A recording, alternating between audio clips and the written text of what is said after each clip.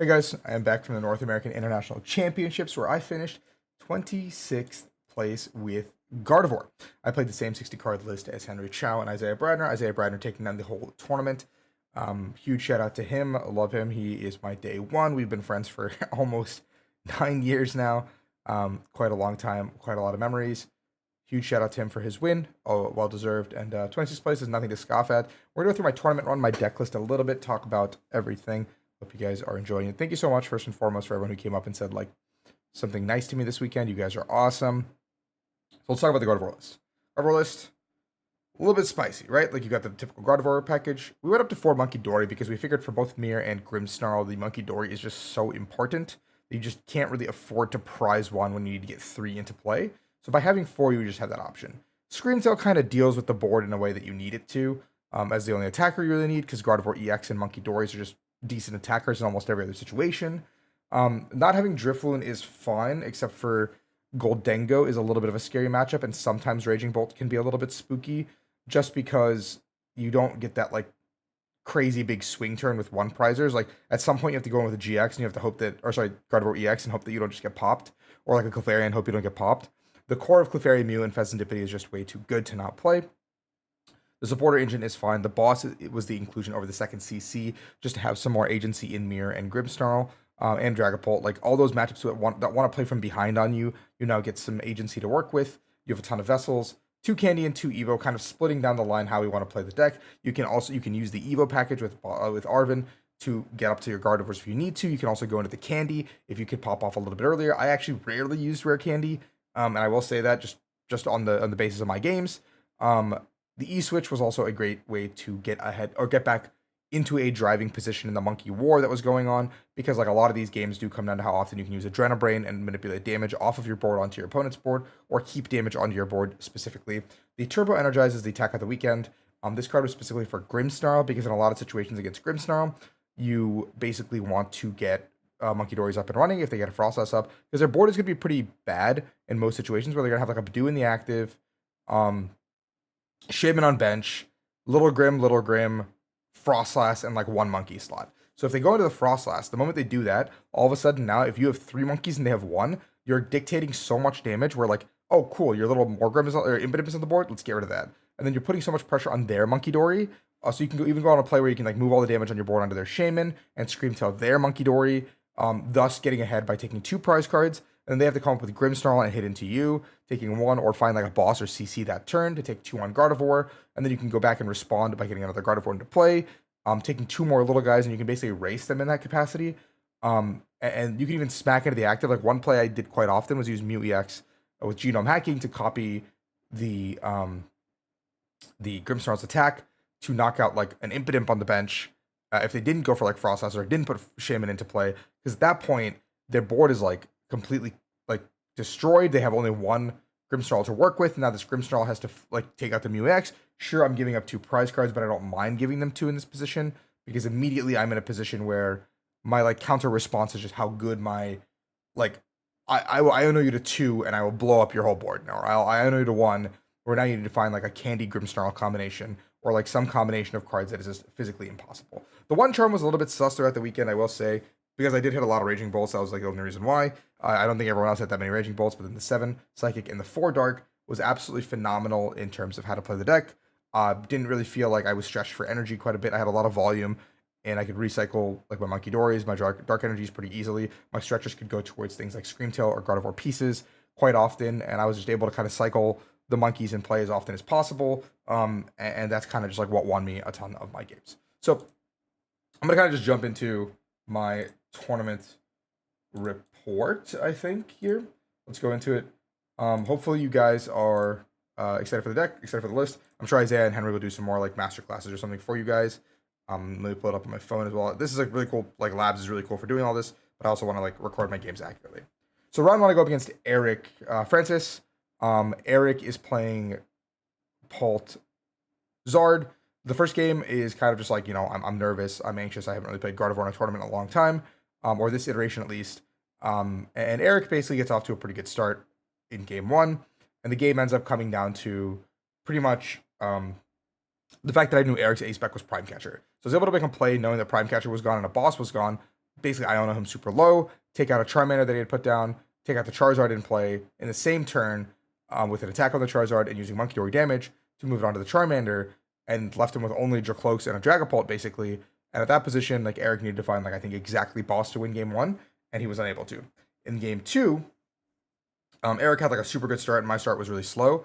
And I had Secret Box, and I Secret Boxed, and I remember I prized double Ralts, and I basically like turn two. Eric had Candy Zard, Prime Catcher, kill my Curlia, and then I like tried to reestablish a Ralts. He killed that, and then I confused him with Mind Bend and tried to reestablish a Ralts again. He flipped through it and he killed that. And then pretty sure he just like retreated into Dragapult and like bossed it a fourth time, and I conceded my game to go to game three. And then game three he like completely full bricked, and I was able to just take the game.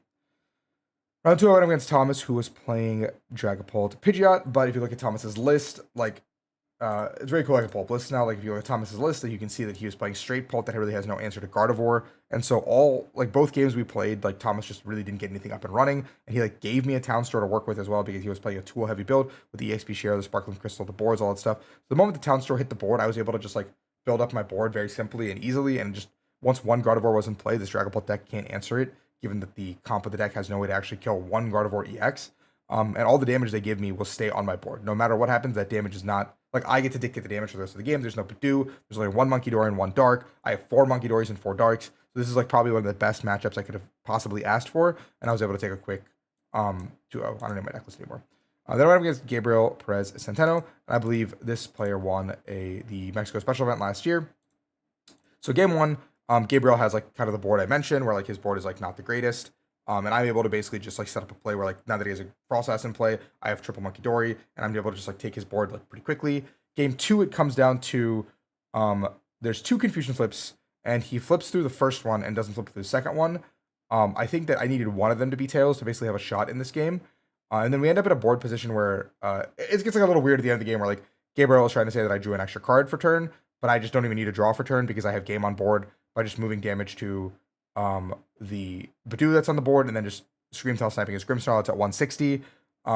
So we had like a little bit of like a moment there, but obviously like why would I need to do anything? Like I didn't even need to draw for turn, bro. I had game on board. So basically like I did like a bunch of like damage in game three. I was able to just, or game two, sorry, I was able to just overwhelm him because he didn't put a Frost Blast in play that game, and so I was able to just kind of like have to do a ton of damage in any way I could, and eliminate the Shaman from the board. And I just had to keep sniping the Impidimps and Morgrims and stuff like that. And then I had set up my board in a way where like even if he bundled, it did not matter at the end of the game, because I had like seen the bundle in an earlier part of the game, and knew that he had all these Gust options available to him. So now I'm 3-0. I go up against Andre Skubal, world champion from 2022. Wow, Andre went 0-4 and that's ridiculous. Wow, poor Andre. But Andre is playing Raging Bolt. Game one is a game that like I believe game one comes down to the wire, where Andre needs like a bunch of combination of cards to win the game, and I end up just like he misses it and I just win. Game two, I remember that he basically took 2 prize cards and I didn't even have a Gardevoir in play at the end of that turn. So it's 6-4 and I didn't have a Gardevoir in play. So at this point, like my line is really bad, because even if I go like CC, take 2, boss, take 2, then I can't get around this Baby Raging Bolt, and I have to use Screamtail to end the game. But I have to also be using Screamtail in these early attacks to dictate the fact that I'm using a 1-prizer. So that's where not having Drifloon like kind of hurt quite a bit, just because I wasn't able to do that. And so game two, I probably should have scooped up my cards right here, but I kept playing it out for some reason. And I ended up losing this game. And then game three, I was like absolutely dominating the game. Like he had a pretty slow start. He like didn't even have a fan round on turn one. My start was phenomenal. I had a turn one Evo with everything we needed. And but because of how like my not scooping game two, a complete like obvious mistake on my part, we ended up tying, and that's like entirely on me. I needed like 30 more seconds. Like if turn 0 had been called on his turn instead of my turn, I win that like set every time kind of thing. So pretty unfortunate that it was a tie. Like that's kind of where I feel my tournament like shifted a little bit, because that definitely is like not how it's supposed to go. The next round I hit Bradley Lippert, who is playing Gardevoir as well. The first game against Bradley, I end up just like having a super slow board. My board also like is like really bad. I open Mew. Like a lot of bad things are happening. I can't really do anything about like his setup. And a few turns in, I pick up my cards. Game two, I'm really far ahead, and I end up establishing a board that's like double GX, triple Monkey Dory, basically. And so like I'm just in a completely winning position, and I can never lose. And I can either end the game on a boss, like I get the first hit into a GX as well, or sorry, the Gardevoir EX, the Gex.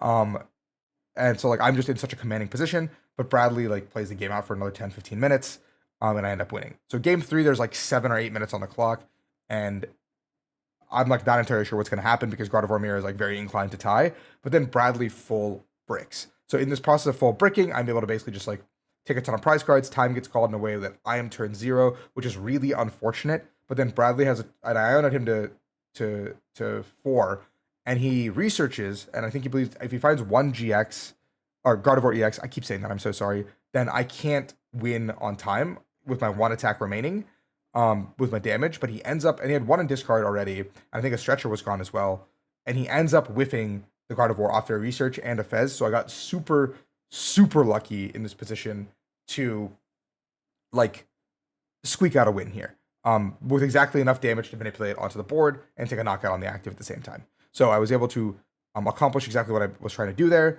And I just at this point knew I had to start playing faster with Gardevoir, because it's not the fastest deck. It's not you have a lot of stuff to do every turn, and your deck is not like a fast deck. But I ended up winning that one to go to 401. Then I hit Bass, who I believe was playing almost the exact same 60 cards as Andre. Game one against Bass, he just has like a super slow start, and I end up just beating him. Game two, he judges me. I draw out of the judge, I believe, and then I'm in a position where like I like just start like kind of taking prize cards in a way that benefits me. Like I just go around the baby bolt, and it just kind of like works in my way, and he doesn't really have an answer until like that when I do it. His board isn't the greatest, and then he does like a Raging Bolt KO for 5 with Prime Catcher on my Gardevoir, and then I make a new Gardevoir, and I'm able to like go Clefairy on board, move a bunch of damage to a Hoot Hoot, KO the Hoot Hoot, because I think triple guy at this point, use Gardevoir in the active. He was at 1 prize. Iono to like 1, KO the Raging Bolt, and then he drew, and then he's like, yeah, you got it. So I'm able to beat Bass here and go to 501. So far, so good. 501, can't complain. My tournament's going fantastic. Then I hit Andrew Mahone of Tricky Gym. You guys may know him. Great content creator, doing some awesome stuff. Really rough 129th finish. I did not know he finished on the bubble. Difference between a box and I think half a box here. Wow, he hit me toward Isaiah Williams back to back to back. That is a crazy 3 in a row. Wow. Okay. Wow. Anyway, it's nice being able to like see everyone's records too. So I'm like reacting in lifetime. But I hit Andrew. Game 1, I like same situation as the game against Andre, where like it was 6-4 in prize cards, and by the end of that turn, I didn't have a Gardevoir in play, and so I probably should have picked up my cards. And this time, I actually did pick up my cards in the situation, just because like I'm too far behind. I can't get a Gardevoir established. I'm not finding these rare candies that are so promised to me. Like I put a Fez in play too, and I'm like, dude, I need to like see these rare candies. Where are they at? I was not finding these rare candies. At some point, I literally was like, are they still in my deck? Are they still there, bro? Like, where are these candies at? And then the next game, I end up beating Andrew, and this game is like a really weird game because I also start really poorly, where I go like monkey, attach to monkey, bench Ralts, pass, and like from that board position, I'm able to like mount a pretty incredible comeback. But I think Andrew made a couple of mistakes. I can't exactly know what was in his hand or what he was doing, but I think that there was like some more optimal ways that Andrew could have optimized his board to ensure that I don't win that game. But I'm able to make this like ridiculous, like take a 4 prize turn all at once, like come back, and it takes us to a game 3 where there's very few minutes left on the clock. So like it's most likely going to be a tie. Again, I keep ending up at time. This deck is like Gardevoir is not a fast deck. It is like not my style at all, which is like one of the hardest things I had to adjust to because I'm used to only playing like aggressive fast decks.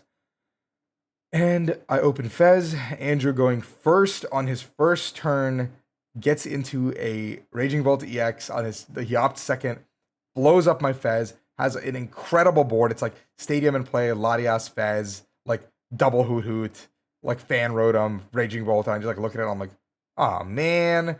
And then I like play out my turn. I don't really have a lot going on. I Evo up. He just takes a prize. I do some stuff. He takes another prize. Time gets called. And he takes his last 2 remaining prizes. And I can at that point I concede because like there's just no point in me dragging it out. And I take my first loss of the tournament to Andrew. Then I go up against Cyrus McCain. I sat next to Cyrus a couple rounds prior, so I knew he was playing Serial Edge. And I was a little bit like, okay, like, what do I do into this matchup? I don't really know what's in his list. I know I remember seeing a Room. Like, when I sat next to him, I remember seeing a Monkey Dory, and that's basically all I remember because, like, his opponent tried to stall him at some point and he used Jet Energy, and I remember, like, that just from, like, sitting next to him at some point, I was like, what the heck? Jet Energy, Room? Like, what are we yapping about, you know? And so, like, that was why I, like, paid attention to that. And so we sat down for the game, and I kind of game planned that, like, maybe I want to go first and not give them second to just kind of, like, get set up and do stuff. Except he had, like, a crazy going second hand, and he like set up perfectly. But game one, I also like legitimately didn't do anything, and I lost in like 2 turns, so it didn't matter. And then game two, the exact same thing happened, except he got to go first, and he also ended up with like 9 energy in the discard by the end of turn 1 or 2, I think. And I was like, dude, like how is this possible? And so like I ended up in a board state where like I think I literally lost this match in like 10 minutes because I like full double bricked. Like a Gardevoir did not see the board kind of thing, or like if it did, like it died immediately kind of thing. So I was pretty like upset that I lost this one because it eliminates me from the tournament. Like I can no longer make top 8 of this tournament that I put so much time into and effort into, and it was because I drew past twice. Like I just drew past effectively twice into this matchup that should be really really good because I can use Mew to copy Raging Amethyst at some point to take 2. I can also skip the Briar turn using my Monkey Dory damage. The damage on this Room is not moving besides his 1 Toro scenario. Like, he's got to use Squawk to play the game at some point. These Charcadettes are free pickings. Like, I have so many options to win this game and ways to win this game if I don't, like, obviously I need not price Scream Tail. That is quite important. But, like, I need to, like, I have so many ways I can do things, and I lost on simply draw passing. So, it was pretty sad. And you guys will see it in the vlog where I was like super emo for like a couple minutes. Like not even gonna lie, like I literally like had to go sit outside and like get some air because I was like not even because like I was mad. I was just like frustrated. Like I was just kind of like, man, that's how it's gonna end, right? Like that's how my NAIC run is over as of round 8. Like I can't do anything. My mental was weak, but I'm still playing for day 2. I can still make day 2. And so I hit Takuya, who is a Japanese player that I know quite well, and he's playing at Grimmsnarl. And so Grimmsnarl, I know is a bad matchup, and I know the Japanese know how to play the matchup. That is the scariest part to me. And what I mean by that is, I mean like you shouldn't be giving me access to Frostlass if you don't like need to for free, like I mentioned earlier. And so he does that exactly. In game 1, it comes down to his board is just a little bit weak. I end up doing the sick Mew play to take out his only Impidimp on the board. I think he prized the 3rd Impidimp. He can't get another Impidimp back into play. So once I take out this lone Grimmsnarl, I go down to 3. He's at like 4, I think. But maybe we're like 3-3. But I Iono him and he has no Impidimps in play. And I have like triple monkey set up because I turbo energized. And he concedes that game. So we go to the next game.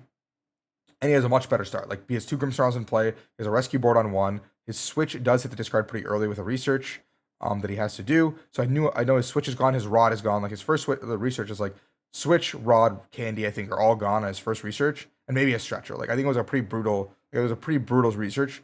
And all I knew is I remember like I was like I'm gonna put a lot of pressure on the Shaman now, which is exactly what I did. Like I took out the Shaman pretty early so I could snipe this Grimmsnarl at some point, put a lot of pressure on the Grimmsnarl, and then I confused it. He flipped for confusion twice. He got through the first flip did not matter whatsoever, because I had the Artisan in play and I had the 4th Dark in hand, so I could have just reestablished the monkey because he like CC'd up a monkey to blow it up, so I don't have enough damage to like make a play, and he ends up hitting tails. So that first flip like realistically did not matter because I could just reestablish the Monkey Dory, have the damage on my board, and like move all the damage to like knock out this Grimmsnarl or like knock out the Snorlax or whatever he had on board that I was gonna knock out. Maybe it was the 3rd Impidimp. So like my play would not have changed. The next one was really impactful. I'm down to 2 prize cards. He's at 5. He moves damage in a way that my Monkey Dory now has 80 on it or 90 on it. He CCs up my Gardevoir with his last CC, and he's flipping for the Shadow Bullet. If he kills my Gardevoir and kills my Monkey Dory, I'm now we're even on the Monkey Dory war. I have only a Curlia, and I think I have to find Stretcher. Like he did it with Iono as well, I believe. So like, and I knew my 2 cards were like really bad. So like, I needed a top deck out of that, which I did. I think it was a research, fortunately for me. But like, I knew that like if he kills these 2 things and I don't like top deck a good card, I'm gonna lose this game and we're gonna probably end up tying, which is like really frustrating for me as well because we probably get knocked out. We did talk about a gentleman's, but we didn't like really establish anything because my Japanese isn't great and his English isn't great. Awesome, right? And then he flips tails, and so like all this is avoided, and then I'm able to just attack his Grimmsnarl and win the game. A sigh of relief at this point. Like I'm just very like happy that I'm able to scrape it by. I get to 6-2-1 and I'm able to advance to day 2. So very fortunate, very, very glad to make day 2 at another North American International Championships. And I did it with Gardevoir for the 3rd year in a row. So 3 years in a row, 3 Gardevoirs, and I made day 2 every single time. So definitely something I'm very like grateful for. Next day, we go get some sleep, come back. It's a long day 1. We come back, I'm up against Jonathan. Wow, Jonathan's only win was a bye. That's poor Jonathan. And Jonathan and I had like a very tight game. We're talking about One Piece before the game because like they're doing like the opening ceremonies, whatever. And I think we were the literal like 3rd or 4th to bottom table to start the day, which was really funny because they had us like the 3 tables at the very end, and it was really like our own personal judge for our game, which is like really funny. Game 1, I once again have a very slow start, and it's like a 6-4. And this time I just like pick up my cards instantly. Like I'm just like I've been in these situations before. I just like can't afford to play this game out. Like time is going to become an issue. But in this game 1, he did reveal second boss, so I knew that I had knowledge of this moving into the next 2 games. And then the next game, I'm able to basically just like put him in a spot where I'm like, I'm making a play here. I was pretty behind too. I'm making a play here, and I'm gonna Iono you low. And the only way I lose is if you play Ursaluna. Like you have to have exactly Ursaluna in your deck and find an energy to do this. Because jamming was already gone as well. I think it was a Clefairy plus Charms, like the play I made. And I was like, you need to have exactly these 2 cards, and he did not have those 2 cards. And then game 3, he like had a little bit of a slower start. I'm basically just like setting up perfectly, and I'm just getting really far ahead. And then as time is called, I'm able to close out the game in turns. So once again, went to time. Raging Bolt is another deck that takes a lot of time as well. It's not just me, I promise. It's not just me. But Raging Bolt also is a deck that takes a lot of time as well. So now I go up. The next round I'm against Lambert, Justin Lambert. He's playing Gardevoir as well. The mirror match is something I'm not like super familiar with, so I'm just kind of like trying to figure it out on the fly. The first game in the Gardevoir mirror, I like have a really slow start, but I'm sticking it out a little bit to see like what he actually plays. I see the Drifloon, I see the multiple charms. I'm trying to determine 2 or 3 as we're going. Can't really figure it out. I evacuate because we need to play the next 2 games. Game 2 is in a really good position where it's like 4-4 on prize cards. I have a lot of damage on his GX or his Guardy. I'm up on monkeys. I'm down. We're 1-1 on monkeys right now, and so I have to make the first move to smack. So I put my Guardy up. His active has 70.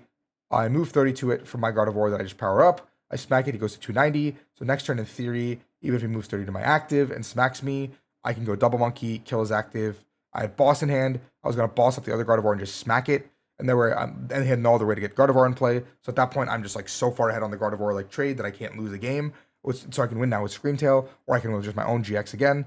And at this point, he does his whole turn. He moves 60 to my active, declares a knockout, and takes 2 prize cards. And before I could even stop him, I was like, that's not a knockout, and he already took his prize cards, and he was like, you had a 60 on your active, and I was like, I don't have 60 on my active. Called over a judge, recounted the entire story. Justin had positions where he was like, I don't exactly remember the damage, and he was switching some stuff around. Meanwhile, I knew the exact numbers. He promoted his Guardy that had 40 on it. He accelerated 3 times, moved 30 to my active, smacked me to take a KO on my Monkey Dory. I promoted my Gardevoir, accelerated 3 times to it. I moved 30 to his active, putting it at 100, smacking it for 190, putting him at 290. Like all the numbers make sense from my perspective. Why would I leave my active with 30 damage when it's why would I ever do that, right? Like doesn't make any sense. Judges have a discussion, come back. It's very important to remember your game state for that exact reason. I got a warning for failure to maintain game state because they chose to believe the fact that maybe I had left 60 on the active, but there wasn't 60 on the active. So sure, that's a warning on me if it was the case. I firmly believe it was not the case and there was 30 on my active. Justin will argue otherwise. 30 gets moved.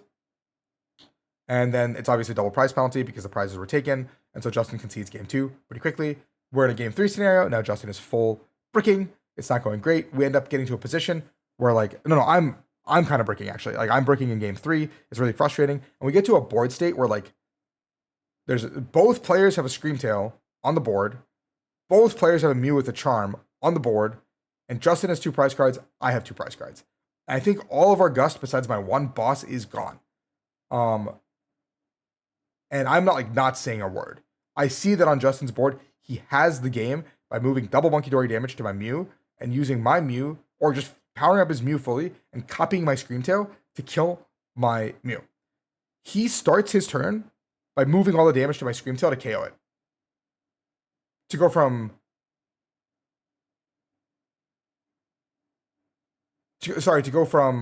3 to 2 to 3 to 2. So he can't win now. He can't win on his Screamtail Sniper or whatever.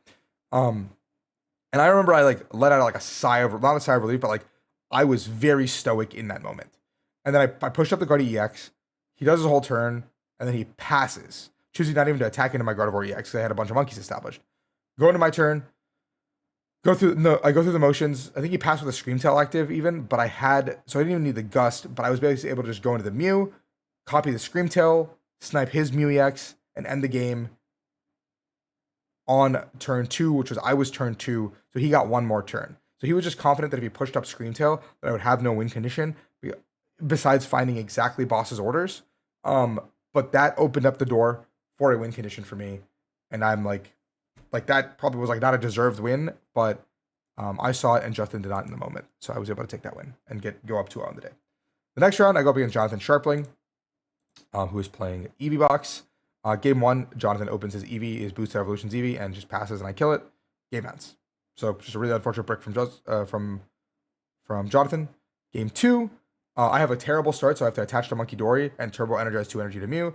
Jonathan does a bunch of stuff. I'm pretty sure he can. I'm pretty confident he can kill my Mew and just I lose the game immediately. But he makes a misplay. He admits to me afterwards that was a misplay. He does not kill my Mew EX. Instead, he powers up a Leafeon EX, uses his A-Spec, and I have 3 energy on the board, so he Verdant Storms my Monkey. I go back into my turn. Off of my U cards, I got a Research, so I'm able to attach the energy I drew off that. Research into cards. I hit 2 Ralts. I'm able to play the game a little bit here. I use Mew to copy Genome Hacking to copy Verdant Storm. I hit his active. He goes back into his turn. He does his whole turn. He kills me with Verdant Storm on my Mew. He's used up almost all of his owls now. All his owls are used. There's an Eevee on the an Eevee EX on the bench. Something else goes back to me. I do my whole turn. I own him to 2. 3, and pass the turn. I go push up Monkey Dory in the active. Evolve to Kirlia. Attach Evolve my board to go to Gardevoir and Kirlia. He goes into his turn. He now has to attach the grass that he drew off of this. He Crispins and a grass onto the active and an energy onto one of the bench the Eevee EX. He goes Moss Agate, blows up my Monkey Dory, goes back to me. I do my whole turn. I CC up the Hoot Hoot. No. I move damage counters in a way that I kill the Leafeon and I snipe the Hoot Hoot in the same turn. Take 3 price cards. He goes into his turn. Does a bunch of stuff. Passes. Back to me. Goes back to me. I have CC plus KO on either Fez or Eevee to go to 1. And I take the Fez, which is just wrong, I feel like. Because I feel like I was like, oh, there's 2 Eevees in play. It doesn't matter if I kill the Eevee. But one of the EVX had 2 energy and the other had none. If I just kill the EVX and I own him to 2, there's no win con he has really. Besides drawing into exactly Trumpet or whatever. He I think reestablished a Hoot Hoot as well. But you have to draw into the perfect nuts at this point. But I was thinking oh my god, I don't want to give him Fez cards. So I bring up the Fez, I own him to 3, and I kill it. And then Jonathan explains to me that with Gardevoir, I killed with Gardevoir. And Jonathan explains to me that if he drew into Trumpet, because his 1 grass was in the discard, drew into Trumpet plus a recovery plus something to get into Leafeon and use Verdant Storm. I had 6 energy on my board because I had 3 Monkey Dories established that I would have lost. And I was like, oh, wow, I could have lost. Okay, cool. So really, really close game that I probably wasn't playing the best in. I ended up winning that. And then we go into our final round where an ID could put me in top 64. But Ryan and I acknowledge that that's probably not our best interest. So we just sit down and just decide to play. Ryan, great tournament from Ryan. His 3 losses are me, Tord, and Isaiah. No Glaze. Me and Isaiah back-to-back him, which is really unfortunate for Ryan. So Ryan is playing Eevee Box as well. And I've already been informed that there's a Jamming Tower from Isaiah. I've been informed there's a Serrano. I know that there are some tech cards in this deck from Ryan. Ryan is probably also fully aware of what's in my deck at this point, so there's nothing, there's no, secrets here. Game 1 is a crazy game. The way the game plays out, I, get a Gardevoir in play for 1 turn, and he Angelites it away. And I missed too much early to put pressure on this Sylveon, and I was drawing really poorly, so every time I went for it, it would go between Angelite and Magical Charm, and I had racked up so much damage on Ryan's board that the turn that I got a Gardevoir to stick, I took all of my price cards. It was a 40-minute barn burner of a game where, I was able to do all that. And then game 2, Ryan full break. Nothing was going. I was playing fast because I wanted to make sure that he felt like we played a complete series, even though the game 1 was very long. But Ryan had nothing going on. My start was incredible, and I was just able to completely cut the board. That game 1 is one of the coolest games that I've played in a long time, and I'll remember that for a very, very long time between Angelites and Magical Charms. And Ryan flipped through Confusion twice, I believe, out of the 4 times he needed to. Thank God he didn't get more than 2, right? That's 50-50. I'll take 50-50. But he was raw dogging those flips through confusion, and like I knew too because his switch was gone and he had like a bunch of energy in the discard. Um, so he like really couldn't afford to do it. Like he really couldn't afford to like not flip through confusion, and like he had balls to do all that. But anyway, that is my tournament run. It does mean that the next thing I'm looking forward to is the World Championships. I may go ahead and be playing. I'll do a tournament recap video at some point as well. A season recap, sorry, of everything, financials, everything included. And you guys will definitely get a full insight into all of that. Can't wait to kind of give you guys the full rundown. It was a very successful season. Very, very happy to have been here. Thank you guys for all supporting me as we go. We will be back next year. When the season kicks off for locals and stuff, I'll be playing cups and challenges for sure. I might not take them super seriously, but I'll be playing them. And then see you guys at the World Championships. Thank you for watching. Please like and subscribe. Peace out.